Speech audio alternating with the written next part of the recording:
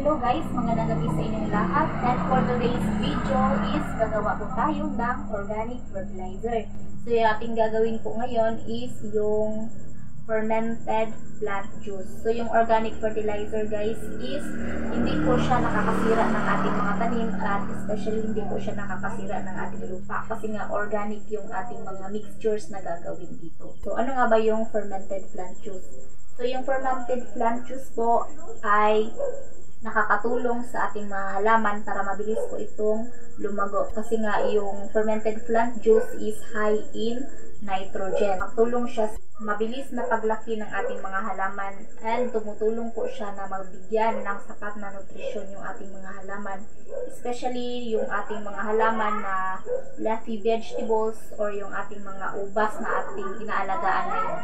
So, yung ating mga ingredient is nakikita lang natin sa ating mga bakuran. So, hindi na natin siya kailangan pilihin kung yung ating mga raw materials na ating gagamitin is nandito lang sa ating mga bakuran. So, yung ating main ingredients pala dito is ang molasses. Yung ratio pala natin na kailangan dito guys is 1:1. So, anong ibig sabihin ng 1:1? So, dapat isang kilong, halimbawa, isang kilong saging, isang kilong tinadtad na malunggay, at saka isang kilong kakawate. By the way, di ko pala nasabi, itong mga raw materials natin guys is pinadtad po natin siya para mabilis po siyang ma-ferment, mga ingredients natin. So, ngayon is sisimulan na po natin yung ating pag-ferment. So, ngayon guys is magsa-start na po tayo sa pag-ferment ng ating fermented plant juice. Ang unahin po natin dito is yung ng saging. Ilalagay lang po natin siya dito sa ating water jug. Yan guys.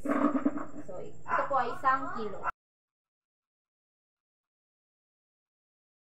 Sa paggawa ng fermented plant juice guys, ito po ay napakabisa. Kasi hindi natin kailangan bumili ng mga synthetic at less gastos. Then next natin ilalagay is yung mga leafy vegetables. Ayan guys, ito yung ating molasses guys. Ayan. So yung ating 1 kilong malunggay. Ayan.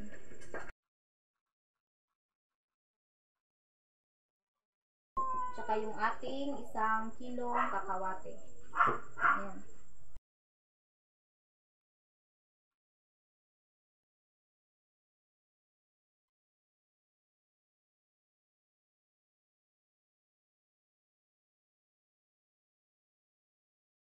So next po natin gagawin is ilunod po natin yung ating molasses.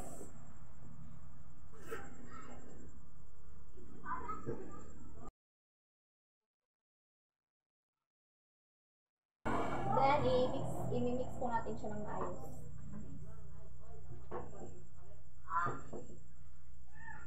Then haluin po natin siya ng maigi para mag-mix po yung ating mga raw materials.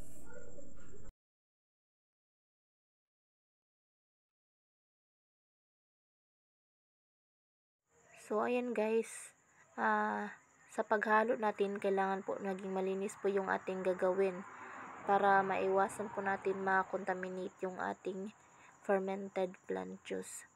Ayan po, haluin po ng mag-igi para lumabas po yung juice ng ating mga raw materials. And pagkatapos po natin i-mix is lilinisin lang natin yung gilid ng ating jar o ating lalagyan para hindi po ma-contaminate yung ating fermented plant juice. And pagkatapos po, lagyan po natin siya ng muskit po yung ating nilagay dito at saka yung bato para yung ating mixtures is mapanatili po natin siya na nasa ilalim lang po. And after that is tatakpan po natin siya ng ating plastic cellophane para hindi po mapasukan ng anumang insekto. So ayan guys, ito na po yung ating finished products ng ating fermented plant juice. So date of ferment April 21, 2024. Date of harvest May 21, 2024. So 1 month po natin siyang ipi-ferment. So, yung yung gagawin natin dito is ilagay po natin siya sa hindi naiinitan na lugar. Pwede po natin siyang ilagay sa ilalim ng ilalim ng top-tray ba nyo yan, kung sakto po siya, or sa kwarto, basta hindi po siya naiinitan. So, ito na po siya guys. And sa pag-harvest natin ito is magbibideo din tayo kung paano natin siya gagawin yung ating finished product. So, for today's night, bye-bye muna. Thank you for watching.